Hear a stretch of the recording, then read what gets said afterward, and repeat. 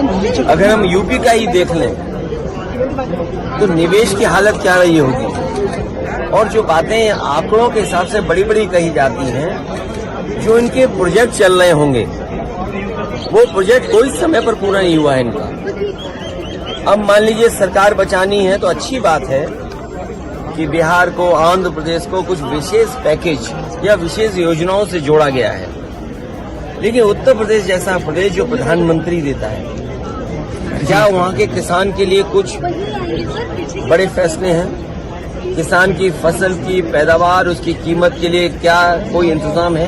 कहने को तो याद होगा आप सबको कि पिछली बार कहा था कि मंडी और एग्रीकल्चर इंफ्रास्ट्रक्चर के लिए स्ट्रेंथन करने के लिए लाखों करोड़ रुपए हैं। अगर वो इंफ्रास्ट्रक्चर स्ट्रेंथन हुआ था तो इसका मतलब किसान की आय दोगुनी होनी चाहिए या किसान की आय बढ़नी चाहिए थी, वो तो नहीं बढ़ी।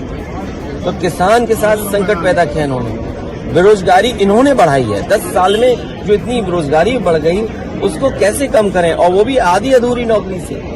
आप 2 साल की, 1 साल की या कुछ ट्रेनिंग करा करके नौकरी या रोजगार का सपना दिखा रहे हैं। देश का नौजवान अपना भविष्य बनाने के लिए पक्की नौकरी चाहता है, और फिर जो आधी अधूरी नौकरी है, क्या उसमें आरक्षण होगा? न्यूट्रिशन मिशन इस मौजूदा सरकार में आप चीजें तो लेके आते हैं लेकिन आप उनको परस्यू नहीं करते हैं, विच इज वेरी सैड। तो आपको लग रहा है कि महिलाओं के हिसाब से इस बजट में जो प्रोविजंस होने चाहिए थे, एटलीस्ट न्यूट्रिशन होना चाहिए, लेके उनकी सेफ्टी को लेके होना चाहिए, महिलाओं के कुछ भी नहीं है। घर का किचन का ध्यान रखा गया है मैम? मैं समझती हूँ किचन का ध्यान नहीं रखा गया है क्योंकि सरकार महंगाई के बारे में कोई स्टेप्स लेना ही नहीं चाह रही है।